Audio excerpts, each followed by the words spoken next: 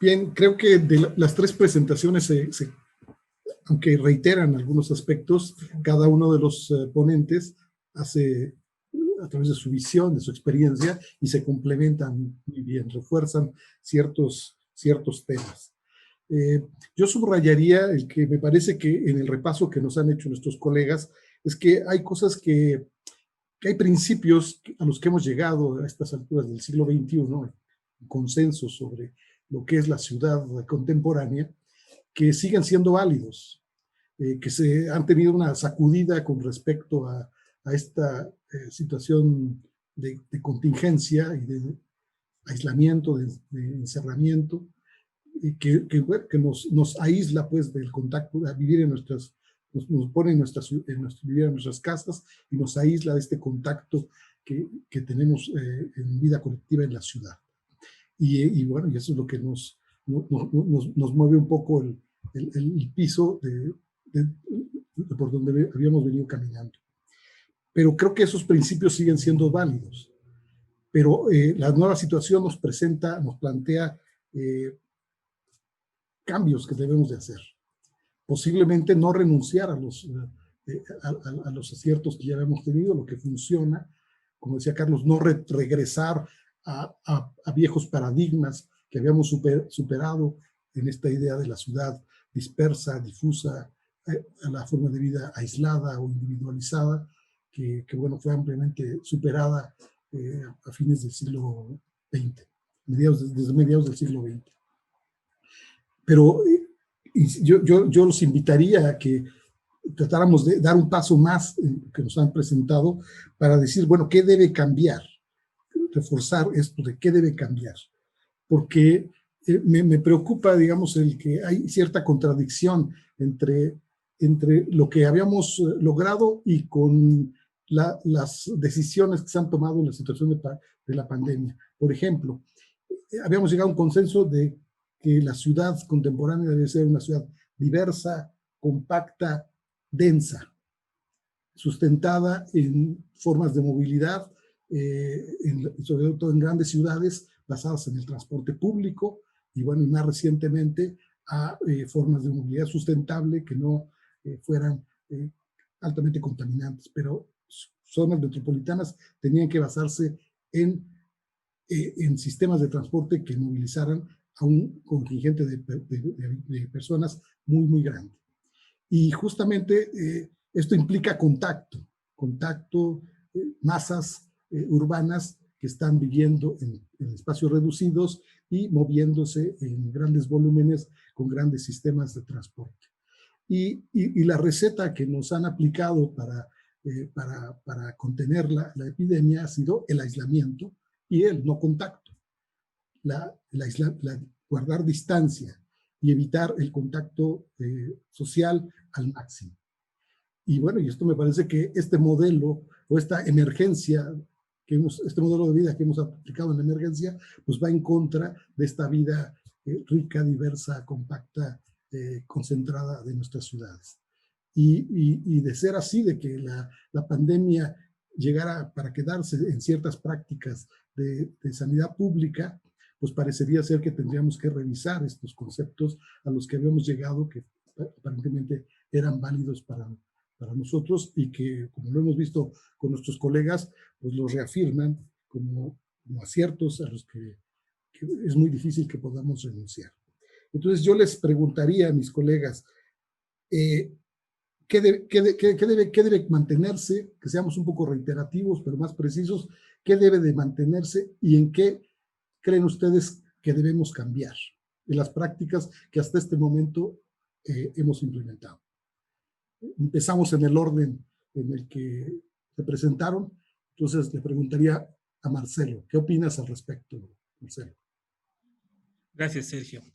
Sí, yo creo que gratamente tenemos varias coincidencias un poco desde nuestra perspectiva, un poco más de aplicación de las políticas públicas como tal. Yo encuentro varias coincidencias, ¿no? En el caso nuestro, sobre todo desde la aplicación como tal de las políticas públicas, nos hemos dado cuenta de que tenemos varias falencias, ¿no? Hemos tenido varias cosas que no se han tomado en cuenta ni siquiera en nuestro modelo de planificación, varias limitaciones que han impedido que podamos tener una respuesta óptima en la situación de la pandemia, ¿no? Sin embargo, hay varios conceptos que creo yo son importantes de continuar trabajándolos en realidad. Y no es tanto un sentido de qué cambiamos, sino más bien cómo los complementamos, los fortalecemos, ¿no? El primero, como tú mencionabas y como se mencionaron en varias de las ponencias, es el tema de este nuevo concepto de espacio público. El distanciamiento físico nos obliga a tener mayores proporciones de espacio público dentro del territorio y nos mostraba, por ejemplo, en la última presentación, ejemplos de Nueva Zelanda, donde se han hecho ocupaciones de mayor cantidad de superficie para las aceras, para las banquetas, o en algún caso también la ocupación de las calzadas para brindar también mayor posibilidad de espacio público a los transeúntes. En algunas experiencias que nosotros hemos ido estudiando, sobre todo en Centroamérica, se veía la posibilidad de usar temporalmente algunos espacios para poder generar algún tipo de actividad de la gente y probablemente con la posibilidad de que esos espacios puedan consolidarse posteriormente como un espacio público ya de manera permanente. Esos ejemplos creo que son vitales. En el caso de La Paz tenemos muy poco espacio público, ¿no? Y por tanto es uno de los desafíos más importantes que tenemos y en lo que quizás tenemos que cambiar. La cantidad de generación de las áreas verdes, mejorar un poco las plazas públicas, la actividad un poco más hacia afuera que dentro es uno de los aspectos a cambiar. Un segundo aspecto tiene que ver con los centros de abasto.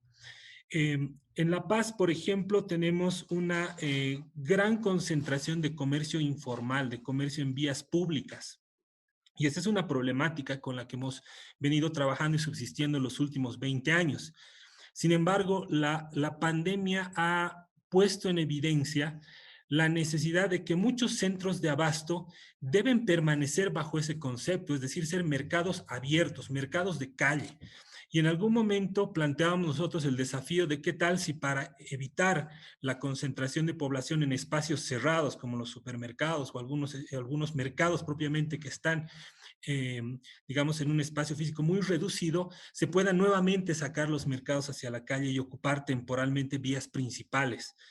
Y una idea intermedia de esto han sido los mercados móviles. Y yo creo que ese es otro concepto que quizás nos tiene que hacer repensar un poco la forma de planificar la ciudad en el entendido de que es necesario tener mayor posibilidad de convivencia para el abastecimiento, pero hacia afuera y no tanto en espacios cerrados, ¿no? Ese es un segundo elemento. Y el tercero es el uso de los sistemas de transporte. En la ciudad de La Paz nosotros no tenemos todavía un sistema de transporte masivo integrado, ¿no? Hay, como ustedes o varios de ustedes conocen, tenemos el teleférico, tenemos los buses Puma Katari, pero un primer desafío que no ha tenido tanto que ver con la pandemia, pero que va a responder en cierta forma a las necesidades que nos ha planteado esta etapa post-pandemia, es la integración primero de este sistema de transporte.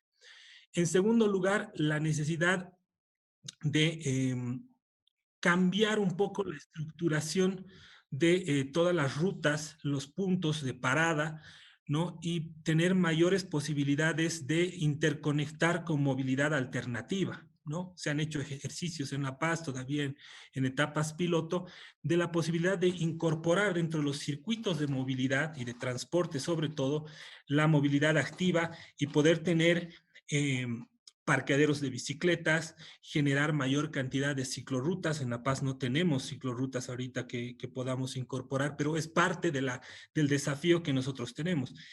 Y una gran limitación es básicamente la topografía que tenemos en la ciudad, ¿no?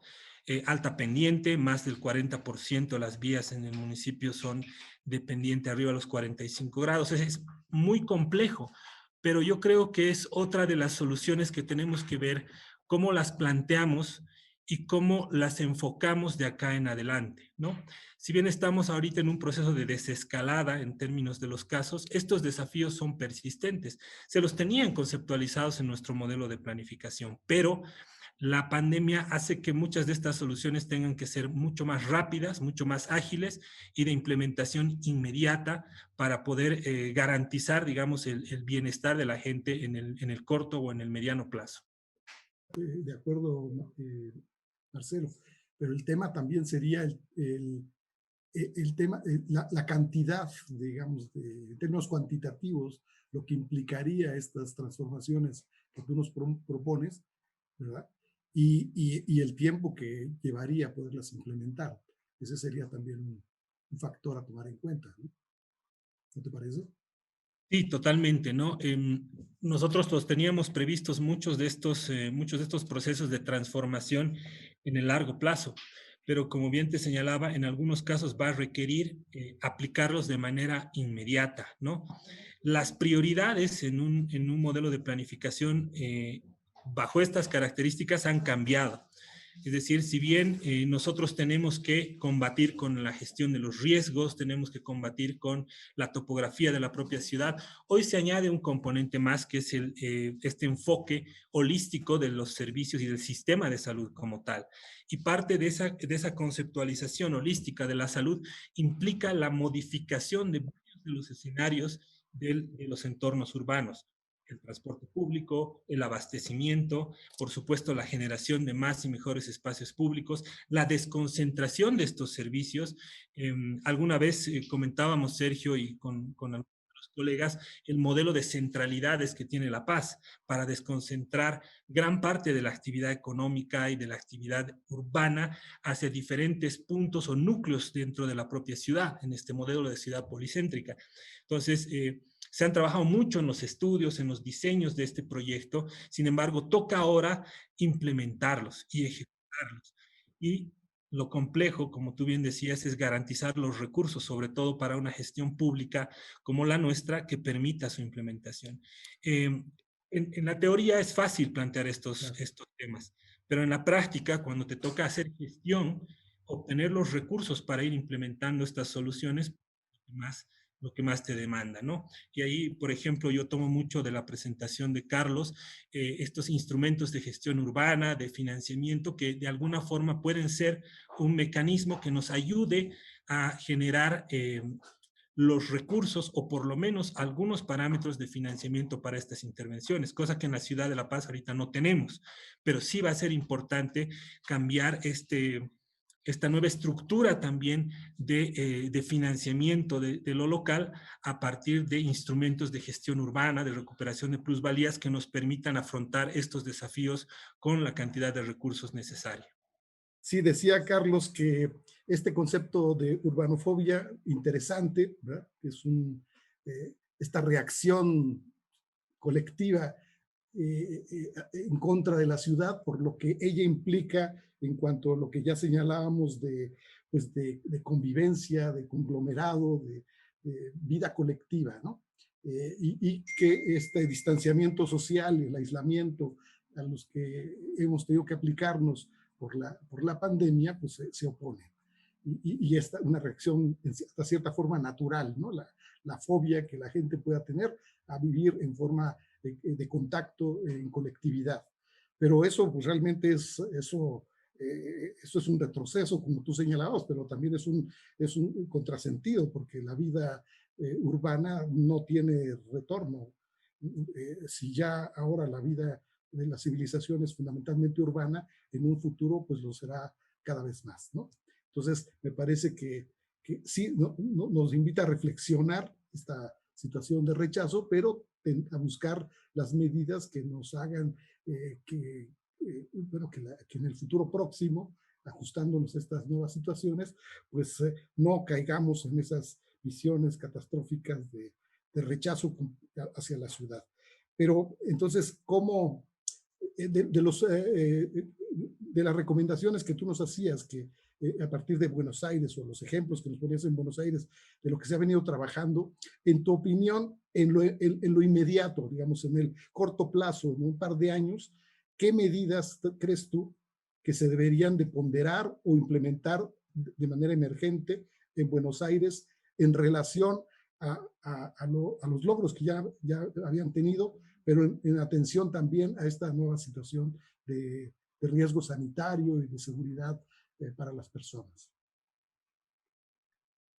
Sí, mientras decías el tema de urbanofobia, también me salieron otras fobias. Nosotros los latinos somos muy... La diferencia con Japón, que Japón Claro. te saluda con reverencia y nosotros nos tocamos, particularmente los argentinos nos besamos entre hombres también, con lo cual es mucho peor la problemática. Uno se encuentra de repente tratando de hacer algo que sale natural, pero que es imposible hacerlo. Yo creo que lo que, de vuelta, o sea, en el reconocer lo temporal de lo que viene a producirse como definitivo, es donde hay que necesariamente operar. En este tema bueno, lo que ya se venía, que es esta forma de fomentar los barrios en cierta forma, generar esas subcentralidades, generar la mixtura de usos, para poder, bueno, yo creo que algo que va a venir también es en la transformación de usos, ¿no? Como, no sé, como un montón de edificios industriales han quedado dentro de las ciudades y se han reconvertido en museos o centros culturales, etc. Me parece que también viene una gran reconversión de usos y de edificios que necesariamente van a transformarse en otra cosa. Y por eso me parece importante también esta cuestión del espacio y el tiempo en el que ponía énfasis, porque parece ser que el tiempo, estábamos viviendo para que un tiempo estaba tendiendo a cero, ¿no? Todo era inmediato, todo era inmediatez. Ahora los tiempos se han estirado, ¿no? Una de las cosas que más causa angustia es esta cuestión de que, bueno, no hay fecha de vencimiento para esta pandemia. Entonces, el tiempo se nos ha estirado eternamente y el espacio se ha transformado. Esto de que estemos hoy acá y no en un congreso en México, y es posible hacerlo de esta manera, juntarnos en esta virtualidad y en estas cuestiones de revolución tecnológica.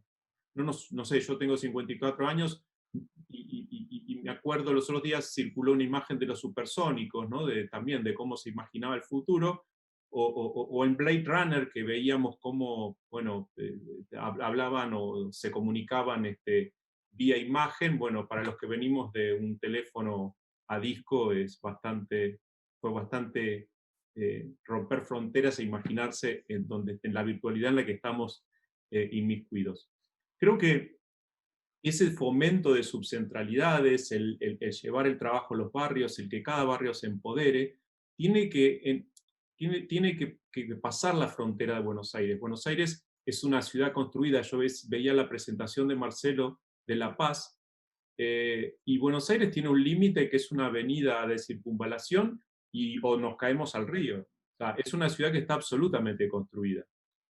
A diferencia de otras ciudades que, bueno, tienen que controlar su mancha urbana de expansión. Nosotros la mancha urbana de expansión es en la megalópolis, es en el Gran Buenos Aires.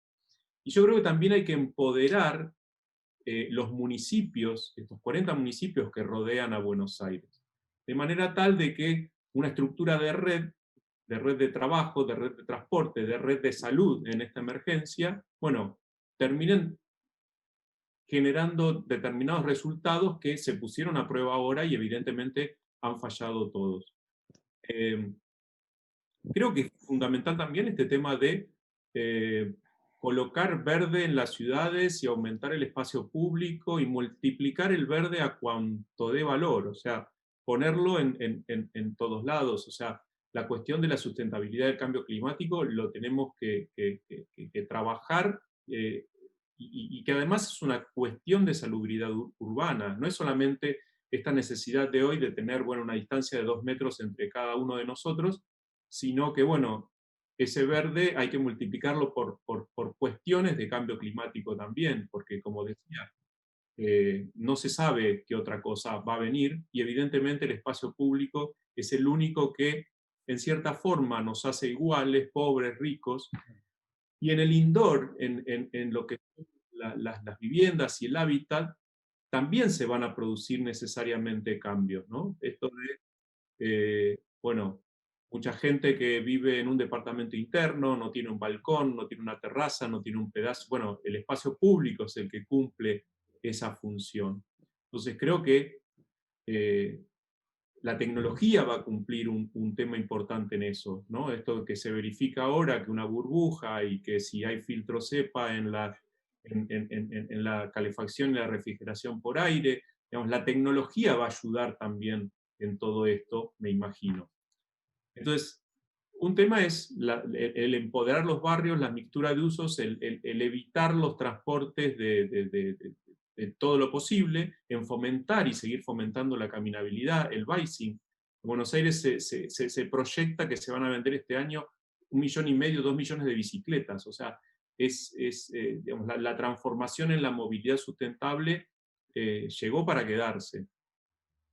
Y creo que también hay que trabajar muchísimo en estos barrios informales que yo mostraba. O sea, hay alrededor de 19, 20 villas o barrios emergentes dentro de la ciudad. Bueno, se están trabajando en 3. Va a haber que precipitar la forma de trabajar en los otros también.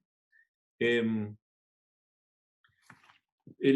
tema que nombraba Marcelo también recién, cómo se producen hoy las cadenas de consumo, los lugares de ruptura de carga, los lugares de cómo se trasladan esas mercaderías, que además también van a tomar ponderancia a nivel global. Hoy se pueden, el tráfico de mercaderías a nivel mundial va a cambiar por la tecnología y por la producción. Digamos, hoy ya hay impresoras 3D que, bueno, que fabrican simplemente con la materia, te fabrican el producto. Va a cambiar la forma de trasladar las mercancías. Entonces hay que trabajar en toda esa logística del movimiento del e-commerce, de los comercios, inclusive de la fabricación de productos. Hay otro tema que me preocupa particularmente, pues yo vivo en el casco histórico de la Ciudad de Buenos Aires, en el barrio de San Telmo, y es el problema de que no se vacíen las áreas centrales de las ciudades, que todo este fenómeno que vino por el mal, que es el Airbnb, y que gentrificó gente, bueno, ahora medianamente se está acomodando, porque esta gente tiene que alquilar el departamento de cualquier manera. Me preocupa ese vaciamiento de determinados espacios, de la City porteña, del distrito financiero, de los históricos. Pero bueno, va a ser, a mi modo, ese acomodamiento territorial en una estructura de red, ya no en una estructura tan centralizada. Va a fomentar esa cuestión. Y el transporte, el transporte creo que es la que lleva el transporte metropolitano, el transporte de distancia, no el transporte porque, de vuelta, la ciudad de 15 minutos es imposible para las megalópolis de México, de Buenos Aires y de San Pablo. Entonces, por eso digo que tenemos que trabajar también en la ciudad de media hora, 1 hora o 2 horas de traslado, como ocurren. Se van a minimizar esos viajes, pero va a haber que trabajar en ese transporte público de manera de, no sé, el transporte público lleva muchos pasajeros y es la lógica del transporte público. Entonces me parece que es el mayor reto que se tiene, ¿no? Porque no sé si será por desinfectantes, por alguna cuestión de filtros, o porque, no sé, mañana la tecnología inventa que circulemos y nos pongamos una máscara en el asiento del tren con aire filtrado.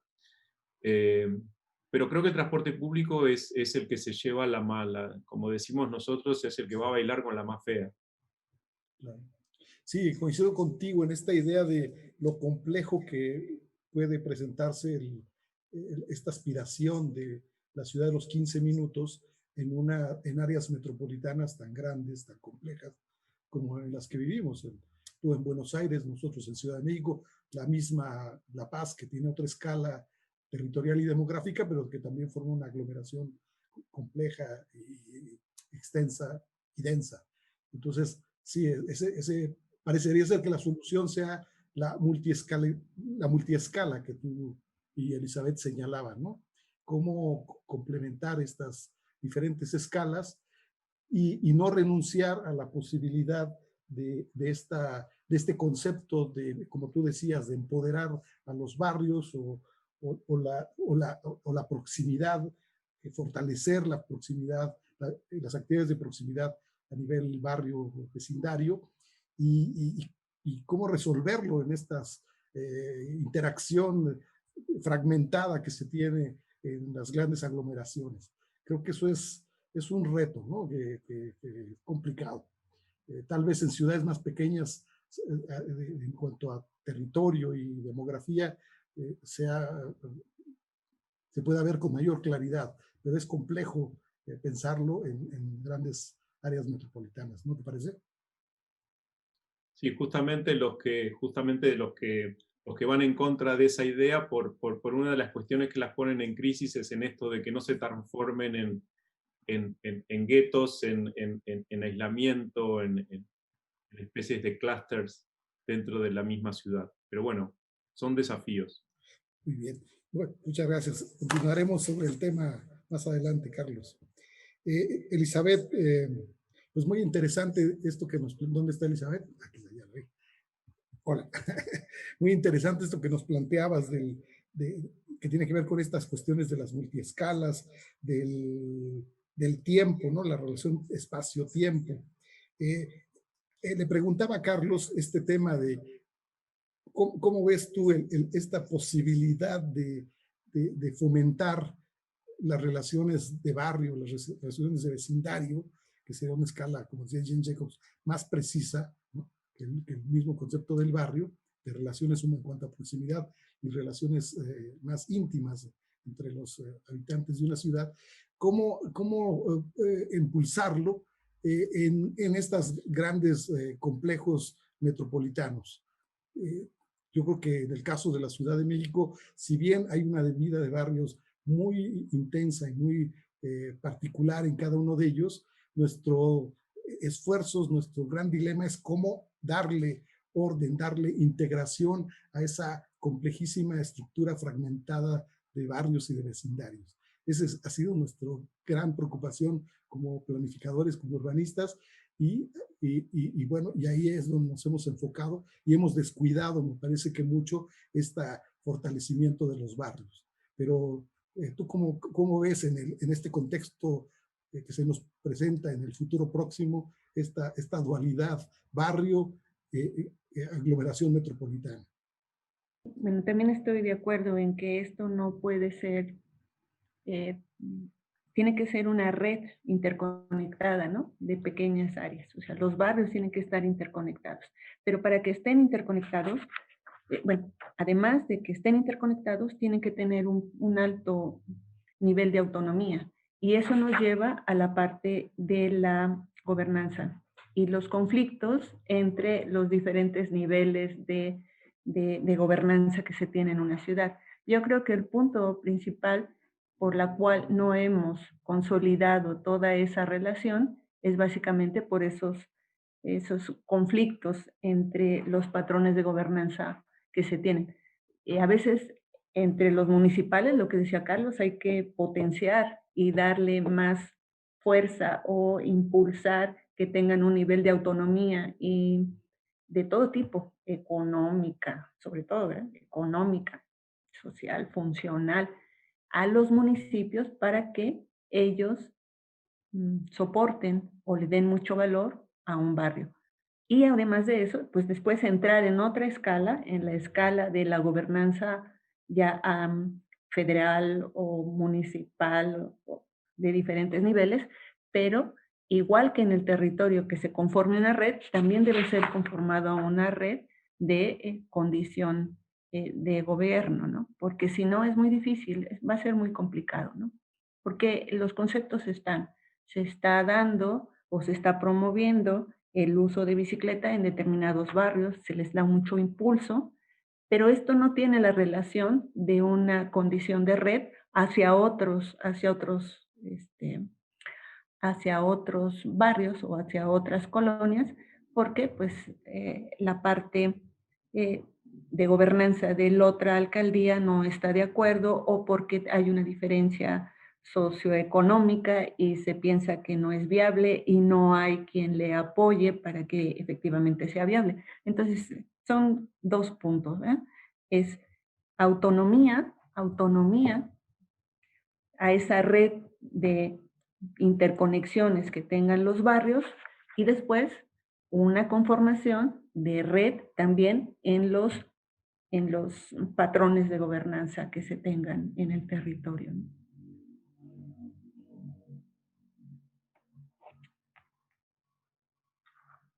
El speaker. No te escucho. El speaker. No te escucho. No te escucho, ¿Y Sergio. cómo? Sí, ya, tenía apagado el micrófono. Sí, este concepto que tú también habías hablado de la relación multiescala entre el barrio y lo macro, ¿cómo verías esa articulación en esta?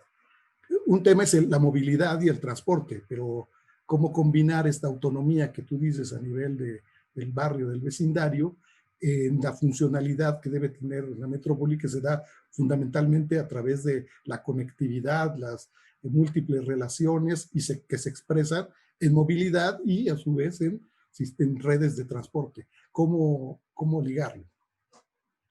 Sí, bueno, siempre se ha hablado de la misticidad. Yo también estoy de acuerdo en lo que dice Carlos en relación a que los usos del suelo van a ser importantes. Si no hay misticidad de usos, si no hay diversidad de usos, es muy difícil. Lo que vamos a producir es más movilidad y poca condición. Entonces, en los barrios debe haber misticidad de usos, centralidades importantes que atiendan actividades cotidianas, ¿no? Actividades cotidianas. Probablemente otro nivel son, yo no sé si va a tener que diferenciarse qué es una centralidad de barrio, pero que te permita tener conectividad al interior del barrio, y cuál va a ser una centralidad a otra escala, a una escala distrital, que te permita la conectividad, otras redes, ¿no? Así, van a ser como una sobreposición de redes,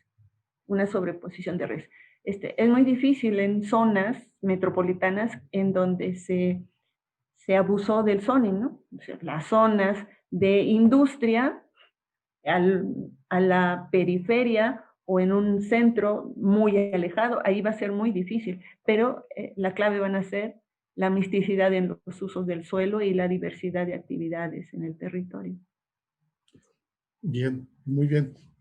Bueno, muy interesante todo lo que nos han dicho, y yo creo que es tiempo, estamos ya en el tiempo en que me gustaría que el público asistente pudiera hacernos algún comentario hacia los ponentes y también invitarlos a que a través del chat, pues el grueso de nuestra asistencia, que está rondando los 160 asistentes, más los que pudiéramos tener en Facebook, que espero que sea mucho más amplia la comunidad de asistentes al foro, pues nos hicieran llegar a través del chat algunas preguntas hacia nuestros ponentes. Démosle tiempo para que vayan preparando sus preguntas, me las harán llegar y yo se las presento a los panelistas, a los conferencistas. Pero si hubiera algún comentario de los que tienen derecho a voz, porque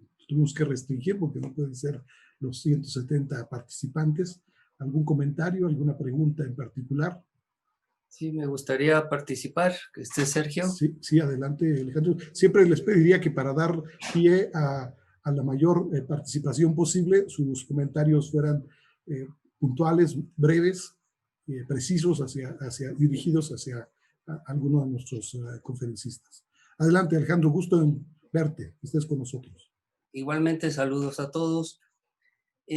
Sobre lo último que estaban comentando, de la sobreposición de redes que pudiera ser importante en la conectividad de los espacios, me vino a la mente un concepto que manejé hace como en los 90s, sobre el sistema de ciudades, en donde se dotaba a nivel de política pública, en base a la jerarquía de cada ciudad, de cada espacio, dotarlas de equipamiento, en lo cual el entorno inmediato pudiera tener acceso con la finalidad última de que se evitara la centralidad.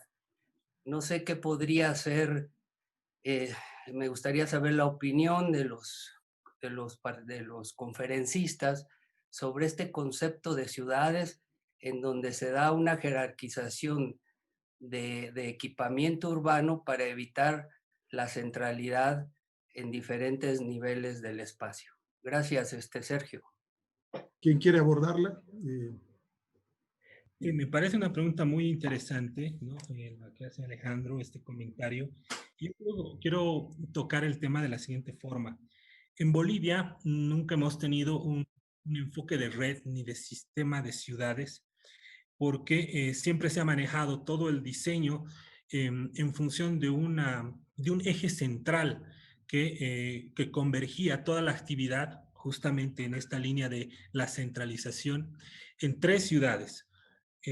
La Paz, Cochabamba y Santa Cruz, que eran, digamos, además los núcleos de las 3 regiones metropolitanas más importantes que funcionaban así en los hechos, pero que no estaban formalmente o que no están hasta ahora formalmente constituidas, salvo el caso de Cochabamba. Sin embargo, desde hace algunos años atrás se ha comenzado a trabajar en una política de ciudades. Esta política de ciudades promovida desde el Estado Nacional, con varias dificultades y varias limitaciones, sobre todo en términos de participación de las propias ciudades, pero que yo destaco como un aporte interesante, justamente que ha replanteado la configuración del enfoque del abordaje de la propia gestión y del propio régimen de las ciudades en nuestro país. Antes medías las ciudades en función únicamente de la población, pero no en función de las interacciones que se podían generar.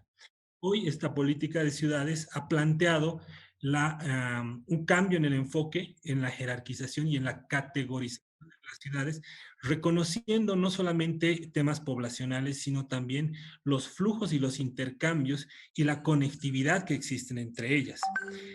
Dado esto, además, con un cambio importante en el crecimiento, sobre todo de las ciudades intermedias en los últimos 10 años, que han sido las que se han reproducido con mayor velocidad.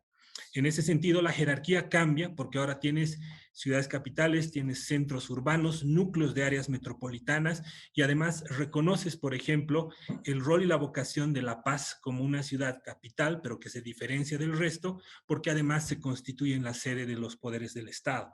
Entonces yo creo que esto para nosotros se ha tornado un desafío importante y sobre todo una ventana de oportunidad para que podamos comprender y planificar ya no solamente ceñidos a un polígono específico de ciudad o de un área metropolitana, sino pensando en la interacción que inclusive trasciende al norte peruano y al norte chileno y al sur peruano, que son parte de esta interacción que tenemos no solamente a nivel nacional, sino también en conectividad con ciudades que se encuentran muy cerca o en el límite con nuestro país. Carlos, Elizabeth, ¿quieren hacer alguna precisión al respecto?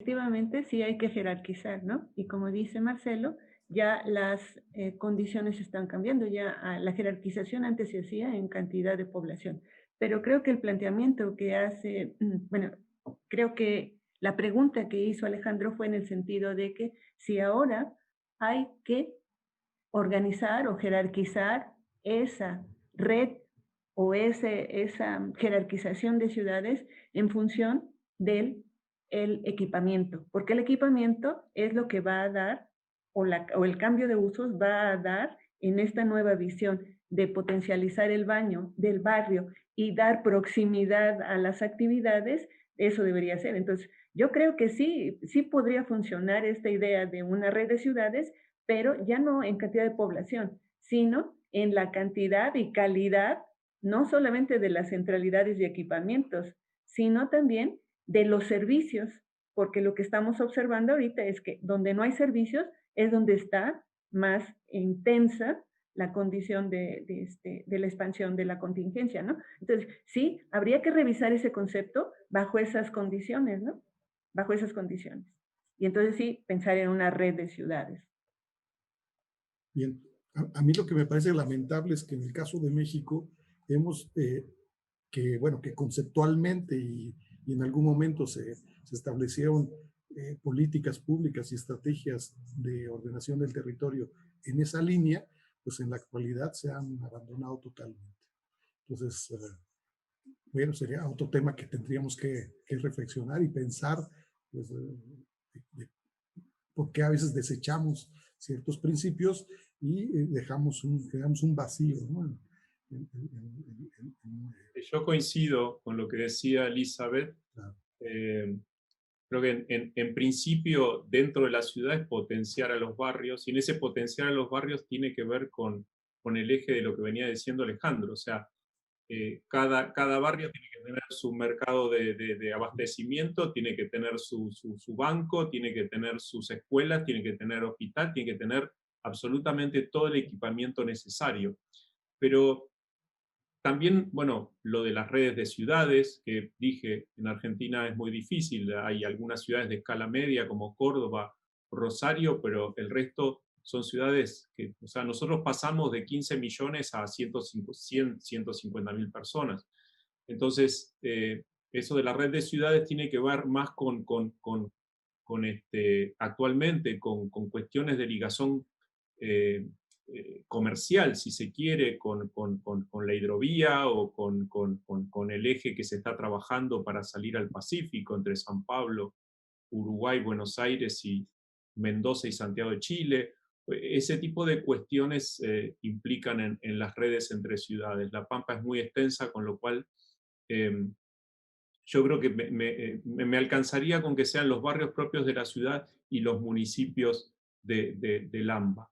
Eso en cuanto, bueno, a dotarlos de ese tipo de cuestiones. Y también, yo decía que nosotros cambiamos el zoning code, el código urbano, y una de las cosas que iba de la mano era la inversión de transporte público, esto que decía de los metrobuses, las redes de subte, o los ferrocarriles y las estaciones de ferrocarriles que van a tener enlaces metropolitanos.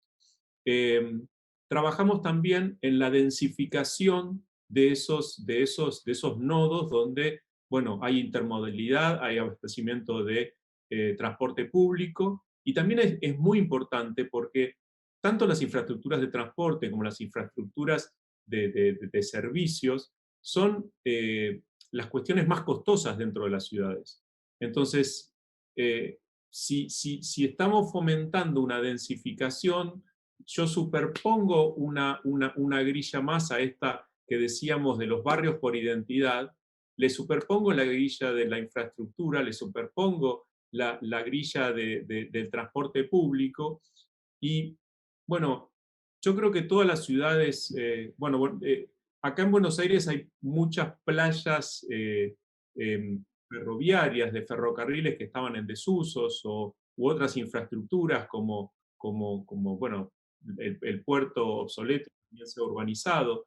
Digamos, hay que trabajar también sobre esas piezas donde, bueno, están los servicios, están las infraestructuras y hay transporte público para aquellas personas que, bueno, que tengan que desplazarse y que no sirva la cuestión de una ciudad de 15 minutos. Por eso pongo énfasis en esto como de redistribuirnos, ¿no? Va a haber una cuestión, me parece importante en esto de los lugares y el tiempo. Me parece que la población dentro de las ciudades va a tener que elegir dentro de esas posibilidades.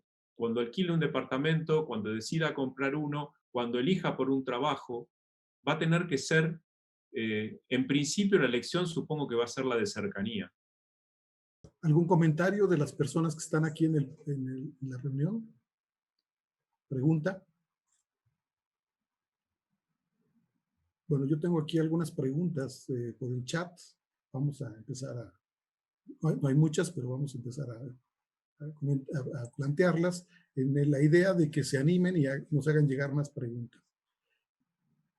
Preguntan, ¿hasta qué punto es viable la intervención en una ciudad, en un territorio, en relación, estas intervenciones en relación a los requerimientos que nos plantea la emergencia del COVID, que son de acción inmediata, pero que pueden ser distintas las respuestas que podríamos tener a problemas de más largo alcance y que no se realizan en el corto plazo, sino que tendrían que ser abordadas a mediano plazo. ¿Cómo conciliar una situación de actuar en emergencia que tenga efectos perdurables hacia el mediano y el largo plazo en relación a un mejor ordenamiento urbano. ¿Quién se anima? Marcelo, Marcelo. por orden. Por orden. El orden, vamos en el orden, Marcelo. Bueno, a ver, yo creo que está sujeto al tema de la prioridad, pero está muy ligado al tema de disponibilidad de recursos, como lo había mencionado, ¿no? Hay soluciones que se requieren de manera urgente, que son intervenciones, si son intervenciones complejas, pues habrá que priorizarlas con una acción de política pública muy concreta, destinando los recursos, reformulando los planes, de tal manera que puedan llevarse a cabo con la mayor celeridad. Hay otras intervenciones, en cambio, que no necesitan una gran cantidad de recursos, sino simplemente una reorganización de algún área o de algún sector en específico. Ejemplo, para el tema de abastecimiento, ¿no? Nosotros en La Paz estábamos complicados con el tema porque tenemos una dependencia muy fuerte en cuanto a la disponibilidad de alimentos, sobre todo de los municipios que están en el perímetro, el límite con el municipio de La Paz. En ese sentido, se necesitaba tomar una acción inmediata y para ello se desarrolla la posibilidad de generar mercados itinerantes, mercados móviles que sirvan de puntos intermedios de acopio y abastecimiento a los sectores más alejados de la ciudad que por el tema del transporte, la movilidad, no podían llegar a centros de abasto de mayor concentración. Entonces, esa intervención no ha representado una gran cantidad o una movilidad importante de recursos, pero sí ha permitido generar una atención inmediata y garantizar el abastecimiento para los otros sectores. Otro aspecto, por ejemplo, que sí ha requerido mayor necesidad en términos de prioridad y también de asignación de recursos ha sido el tema de salud, ¿no? Como les comentaba, nosotros hemos suplido de alguna forma las carencias y los déficits en términos de infraestructura y equipamiento de establecimientos de salud de todo el departamento y de toda el área metropolitana. Ya en condiciones normales, el 30% de las prestaciones en salud de todo el departamento se concentran en La Paz, pero con la pandemia esta situación se agrava y se complica. Entonces, la necesidad de tener que asignar recursos, repriorizando toda la agenda pública de la gestión, ha sido inminente y esta capacidad incrementada ha permitido no solamente atender las necesidades de la ciudad, sino del conjunto del área metropolitana e inclusive del conjunto del departamento. Entonces, en concreto, yo creo que la variable esencial es tiempo, recursos y una repriorización de la agenda en función de objetivos claros, de la urgencia y de las necesidades emergentes que se tuvieron y que se tendrán en adelante con situaciones similares, ¿no? Bien. Otra pregunta que nos hacen llegar desde Facebook, que bueno, no, tal vez tenga relación con el tema que vamos a abordar el miércoles, pero bueno, se los planteo a ustedes, tratando también de resumir el texto porque es larga la redacción. Nos dice que bueno, que en la ciudad contemporánea y en las prácticas y las políticas públicas, sobre todo en el ámbito de la vivienda, por diversas cuestiones, las viviendas se han venido haciendo cada vez más pequeñas. Y que esto en las situaciones de confinamiento genera muchos problemas y se ven rebasadas estas soluciones por los problemas que generan. Que la pregunta es, ¿esto podrá cambiar en un futuro a partir de esta situación? Puede cambiar en el sentido que cambie esta idea del espacio urbano altamente monofuncional. O sea, no puede seguir agrupándose la vivienda. A lo mejor la vivienda sí es pequeña, a lo mejor eso no es posible cambiarlo, pero sí se tiene una mayor relación con la generación de espacio público y equipamiento. La condición de esa dimensión de la vivienda puede cambiar, ¿no? Puede cambiar. O sea, la sensación, por lo menos, o la percepción del espacio disminuido de la vivienda con una relación más intensa con el espacio público, pues puede cambiar las condiciones. O sea, sí, debe cambiar, Y por eso yo también planteé que debe haber una revisión del concepto de densidad, y no solamente del concepto de densidad en términos de población, sino de el uso de la vivienda o de la densidad que se tenga en la vivienda, ¿no? Tiene que cambiar el diseño y debe haber una relación más estrecha con el espacio público. Muy bien. Dirijo una pregunta que nos hacen llegar aquí a través del chat, muy resumida. ¿Cómo aprovechar la situación que genera la pandemia como oportunidad para transformar las formas de movilidad en la ciudad? Bueno, yo dije que el mayor desafío va a estar en los medios de transporte masivo. El miedo, obviamente la cuestión metropolitana y ese transporte no lo puede suplantar. No todo el mundo tiene un automóvil para moverse de manera particular. Y es más, espero que no sea esto también un retroceso para las ciudades, el hecho de volver a usar multiplicar los automóviles individuales el uso del automóvil individual dentro de las ciudades. O sea que en todo lo que es transporte metropolitano, en esto de que la ciudad de Buenos Aires entran 1.800.000 vehículos por día, particulares, y entran estos 3 millones de personas, bueno, el resto entra por ferrocarriles, por transporte público. Esa me parece que es la parte más difícil de pensar, y yo ahí tengo como cierta esperanza en la tecnología, en inventar cuestiones que tengan que ver con, bueno, estas cápsulas o cosas por el estilo de que hagan cambiar el transporte público masivo. Como dije, Buenos Aires tiene una extensión de 200 kilómetros de ciclovías, o sea, eso funcionó bien, o sea, esa fue como plata bien invertida, eso es lo que verifica dentro de la cuenta, como decía hoy, bueno, las cosas que verifican, uno fue haber hecho 200 kilómetros de ciclovía, porque ahora se están vendiendo 2 millones de bicicletas, van a ser 2 millones de personas que entren a esa red de ciclovías. El hecho bueno, todo lo que sea caminable y usar las distancias en función al tiempo que demoran esos desplazamientos. Yo creo bueno, que en esta interdisciplina que es el urbanismo va a haber que agudizar inteligencia y pensar al respecto. No creo que salga simplemente de alguien que se ilumine y diga, bueno, la solución va a ser tal o cual cosa.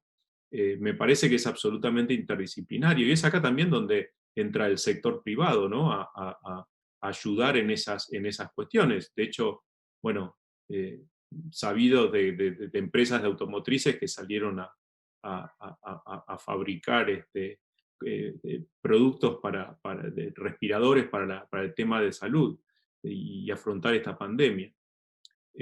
Pero en línea con eso, y también por ahí la pregunta anterior, yo creo que esas cuestiones que decían cuáles son las decisiones que van a quedar como perdurables en la ciudad, coincido con Marcelo. Una de las cuestiones son el haber reforzado rápidamente los sistemas de salud.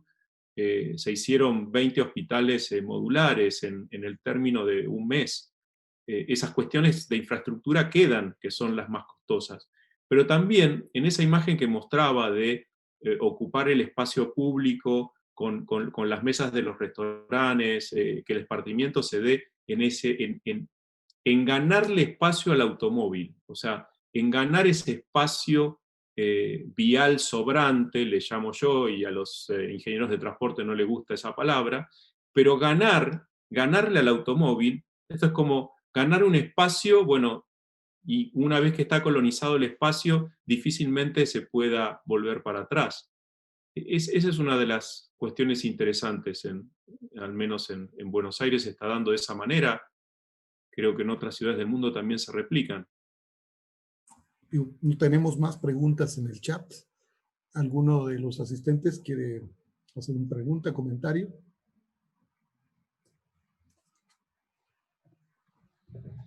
¿Qué tal, doctor Sergio? Buenas tardes, un saludo a todos. ¿Qué tal? Pues primero que nada, felicitarlos, excelentes ponencias. Por ahí nada más El mío sería un comentario con respecto al espacio público, ¿no? Creo que esta pandemia nos mostró las carencias y una de ellas, pues muy fuertes, es el espacio público, ¿no? Tenemos a lo mejor la inversión o el dinero para los hospitales, que eso fue necesario, pero por ahí a los gobiernos creo se le olvidó la parte del espacio público, ¿no? Nosotros hemos pues aprendido a caminar en los espacios públicos a como están ahorita, ¿sí? Pero no hay una visión muy cercana del gobierno, al menos aquí en la ciudad de Oaxaca, con respecto al espacio público, ¿no? No sé, por ahí, si ya tengan alguna solución, alguna mirada hacia adelante de qué pasaría con esos espacios públicos, cómo se empezarían a abordar, pues ya en un tiempo muy, muy cercano, porque la pandemia, pues no se ve que por ahí vaya a terminar muy rápido, ¿no? Pues buenas tardes y nuevamente agradecerles a todos su participación. Muchas gracias.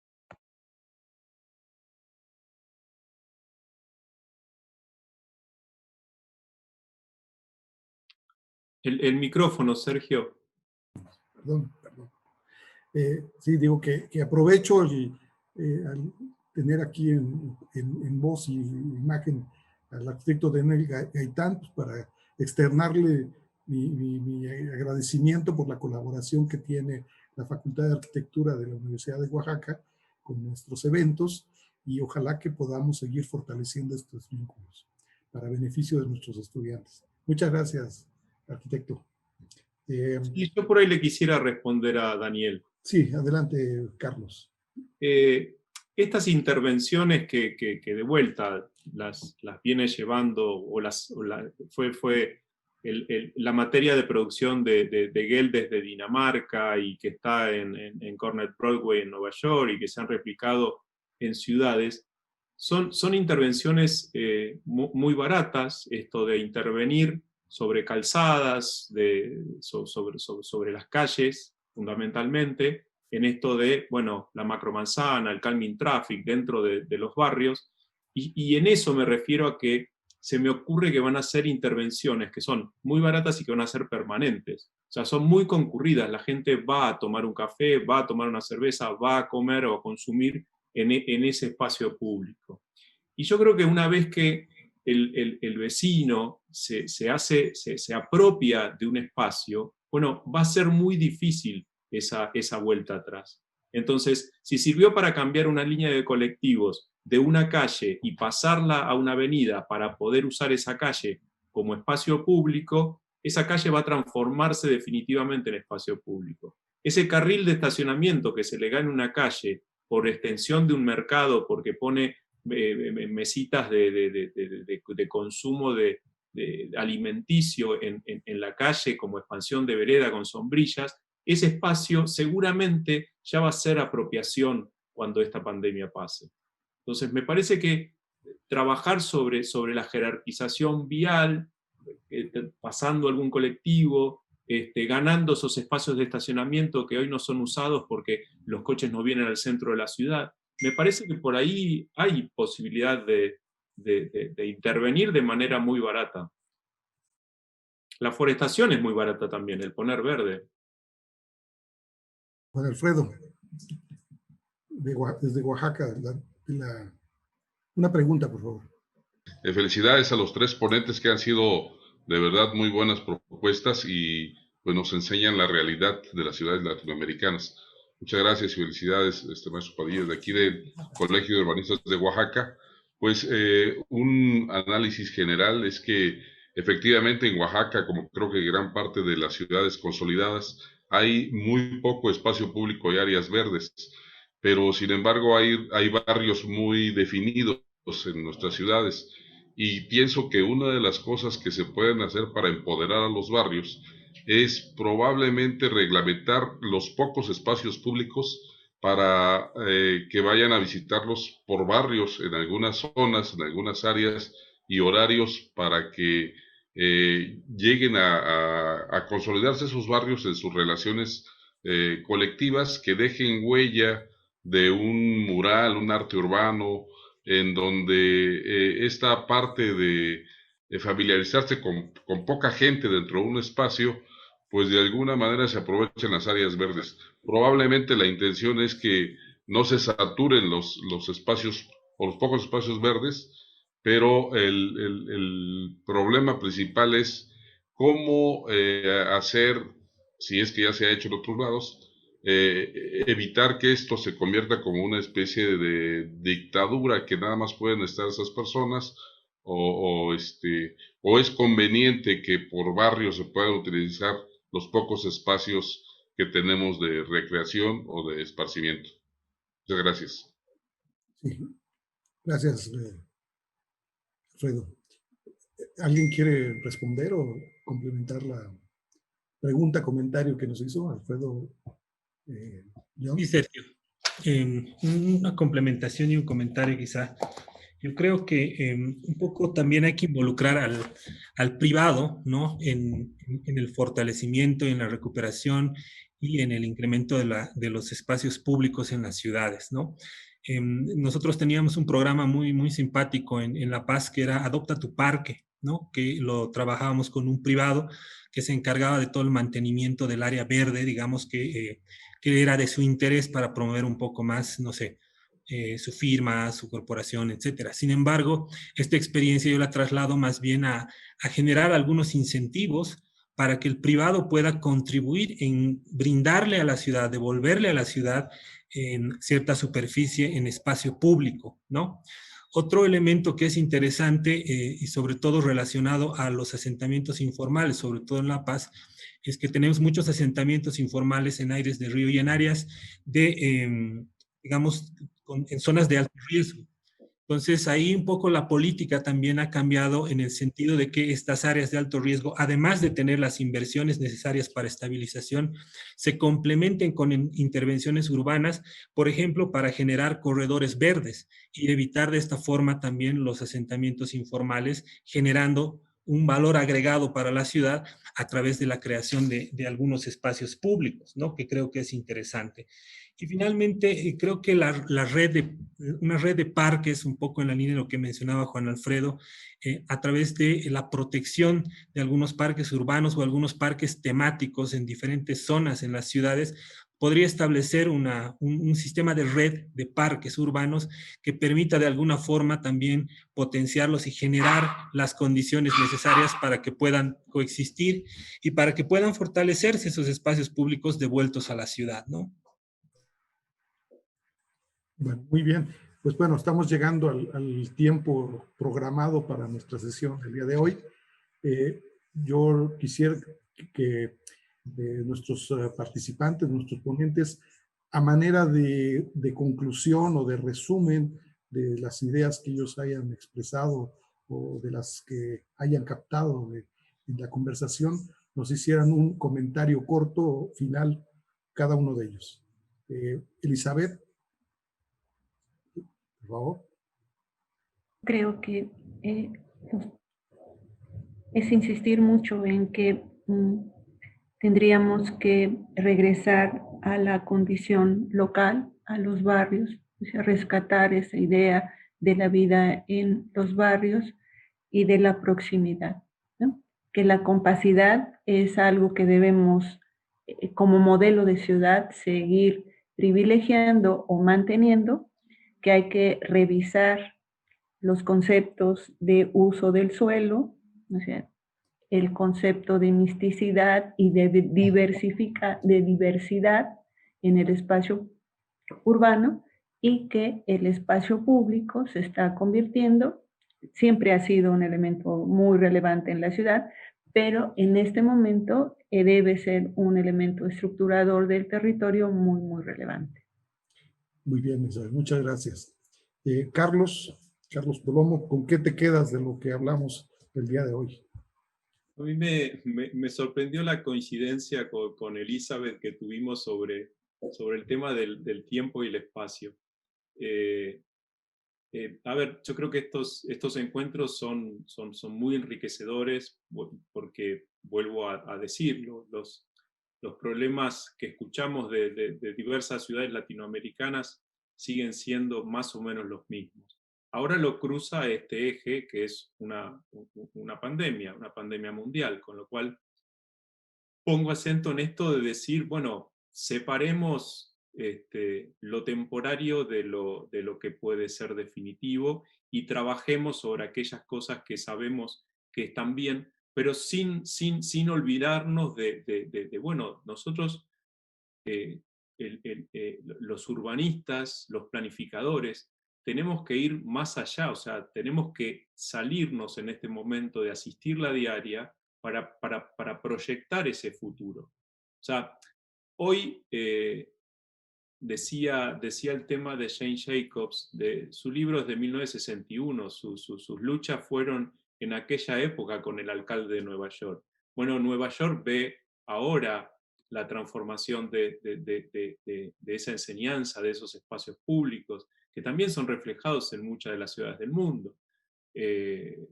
Buenos Aires tiene ese eje puesto, por ejemplo, en el cambio de código. El código urbanístico está planificado desde la visión del espacio público. Y otro tema para mí a poner en acento también es trabajar estas cuestiones de herramientas urbanísticas, porque lo que van a permitir es poder actuar sobre el territorio, poder actuar sobre las ciudades. Desde la gobernanza metropolitana a las captaciones de plusvalías urbanas, a el tema de vivienda asequible, sea por alquiler o sea por compra. Digamos, todas esas cuestiones siguen, se ha hecho muy poco porcentaje de lo que realmente se puede hacer a través de la gestión y el aplicar esas normativas. Recién Marcelo hablaba de la importancia del privado. Bueno, suscribir convenios con el privado para, bueno, la necesidad de la ciudad está en el espacio público, bueno, y tiene un terreno que, bueno, hay una parte que se libera como espacio público. Me parece que es un poco eso, ¿no? Ponernos a proyectar ese futuro, pero también revisar de todo lo que se venía haciendo, qué es lo que es exitoso. Muy bien. Muchas gracias, Carlos. Marcelo, ya para cerrar, un comentario final. Sí, gracias, Carlos. Gracias, Sergio, perdón. Yo creo que la pandemia ha transformado nuestras vidas, ¿no? De manera integral. Y este cambio en nuestra forma de vivir, en nuestra forma de relacionarnos con nuestros entornos más cercanos y también con nuestros entornos laborales, ha hecho también, ha puesto en evidencia más bien la necesidad de transformar y de repensar el propio desarrollo de las ciudades, ¿no? Yo creo que la pandemia ha sido un examen que que nos ha puesto la vida a los modelos de desarrollo, a los planes de ordenamiento en todas las ciudades en Latinoamérica y en el mundo. Yo creo que en ese marco hay que repensar muchos aspectos que antes estaban poco soslayados o perdidos en la transversalidad, pero que no eran lo suficientemente visibles. Varios temas se los han abordado en esta charla: el tema de transporte público, el tema de los espacios públicos que son vitales, y también yo sumaría a esto la necesidad de articular las soluciones no solamente desde una mirada académica o desde una mirada de gestión pública, sino incorporando también otros actores esenciales para poder generar estos cambios, estas transformaciones. Obviamente los privados, pero también generar un vínculo de corresponsabilidad ciudadana.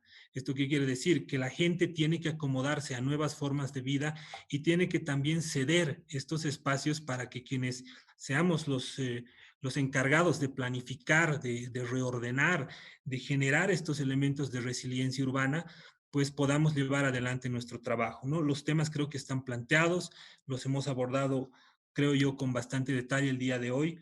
Y simplemente yo considero que el verdadero desafío en esta etapa post-pandemia va a recaer efectivamente en las ciudades, ¿no?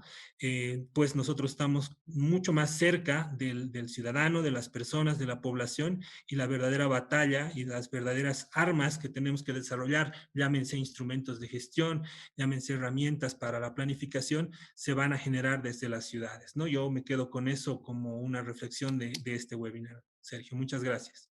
Bien, pues muchas gracias a todos, a Marcelo, a Carlos, Elizabeth, muy interesantes la disertación que hicieron sobre el tema que planteamos.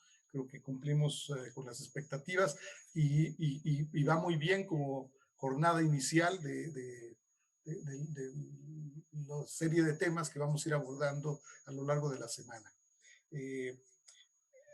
Los invito a todos los que han asistido el día de hoy a que mañana estén con nosotros para abordar el tema de uso y nuevas formas de los espacios urbanos colectivos.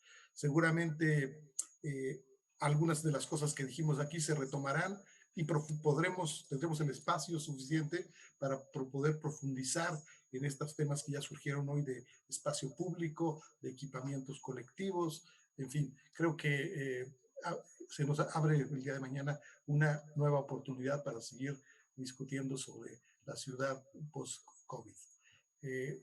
Los veo mañana a las 4 de la tarde, empezamos puntuales. Muchas gracias, que pasen buena tarde. Hasta luego.